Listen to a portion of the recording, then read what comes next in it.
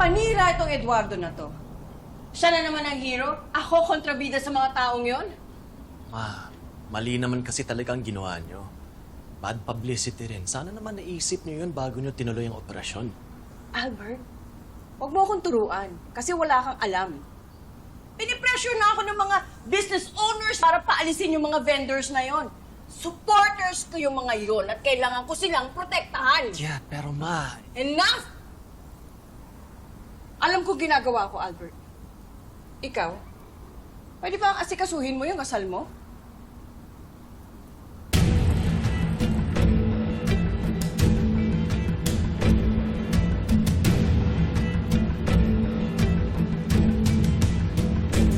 Handa sa akin, Eduardo.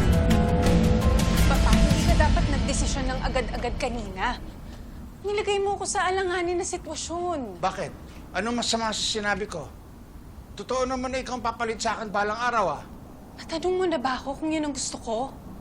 Meron tayong responsibilidad sa bayang ito. Responsibilidad na hindi dapat tinatalikuran. Pwede naman ako tumulong sa bayan na to na hindi tumatakbo sa politika. Tsaka, bakit hindi tayo mag-give chance sa kung sino man ang gustong tumakbo? Alam ko yun. Pero banta si Esmeralda sa bayang ito. Kailangan siyang tapatan ng isang malakas na kandidato at ikaw yun. Pa, iba ako! Iba ako! Bakit hindi mo ko hayaan at hakin ang sarili kong landas? Mas mahalaga ang kapakanan ng bayang ito kesa dyan sa landas na sinasabi mo. Eduardo, pabayaan mo na anak mo. Hayaan mo siyang magdesisyon para sa sarili niya. Wala nang oras para makipagmatigasan mo siya sa akin ngayon.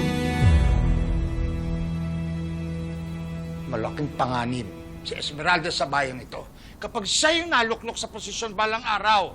Papa, I have my own life. Let me live the way I want to. Please!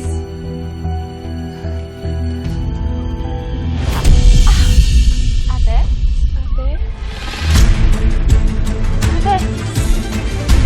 Ate?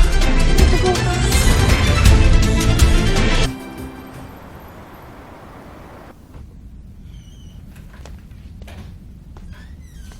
Marian, buntis ka. 2 months. Kamusta ang lagay ng baby ko? Okay naman siya sa ngayon, pero mukhang magiging maselan yung pagbubuntis mo. Kaya kailangan ng masusing pag-aalaga. Mayor, is there anything else I can do for you? Sige, iwan ko muna kayo.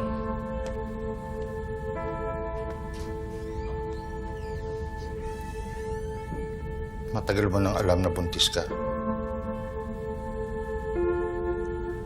Kailan lang din. I was gonna tell you, kaya ni Mama, pero naghihintay lang ako ng tamang panahon. Anak, ang importante ay okay ka, okay ang baby mo. Sino ang ama ng batang yan? Hindi na mahalaga yun. Sa'yo hindi. Sa akin, importante. Para saan, Papa pa? Para panagutan ka niya. Hindi ko pinili tong anak ko para panagutan ng kahit na sino. Kaya kong buhayin at palakihan ang anak ko ng mag-isa. Desisyon ko to, responsibilidad ko to. Ano lang sasabihin ng mga tao? Ano sasabihin nila? That I'm a single mom? What's wrong with that? Hindi ko alam kung saan nagagaling yung mga pangangatwiran mo yan. Huwag ka mag-alala, Papa. Lalayo ako. Isisilang ko tong batang to ng palihim para hindi kayo madamay. Kung sa tingin nyo, hindi ako magandang ehemplo. Anak naman! Sorry, Mama. Hindi ko kayo gustong saktan. Pero ito ang buhay na pinili ko. Sana maintindihan ninyo. Sorry, Papa. I'm sorry kung hindi ako yung anak na gusto niyong sumunod sa mga yapak niyo.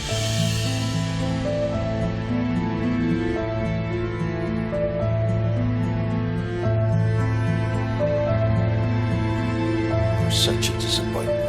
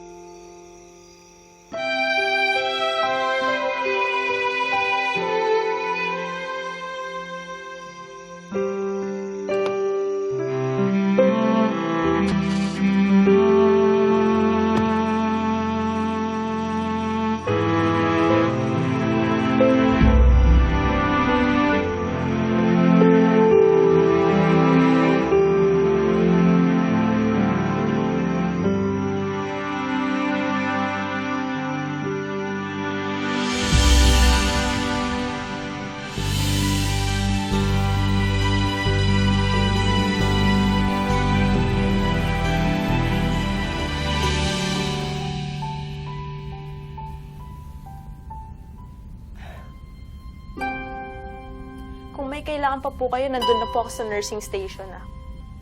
Thank you. Ay, anak. Welcome sa mundong to. Hindi magiging madali.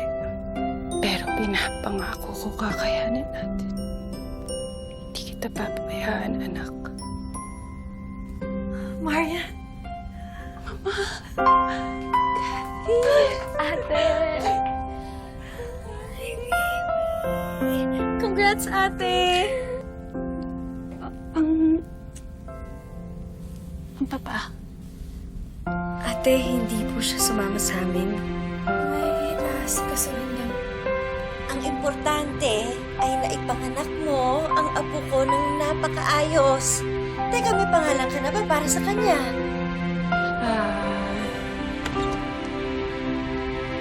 Eduardo Malake Jr. Siya ang magiging junior ko. The son I never had.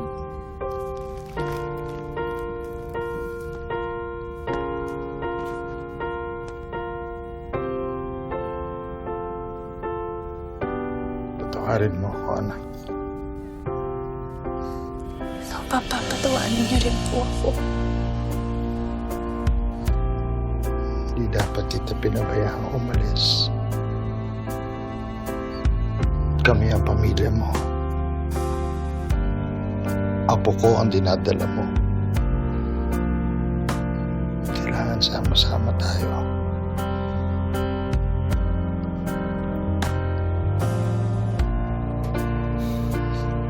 Pwede ko bang mabuhat ang apo ko?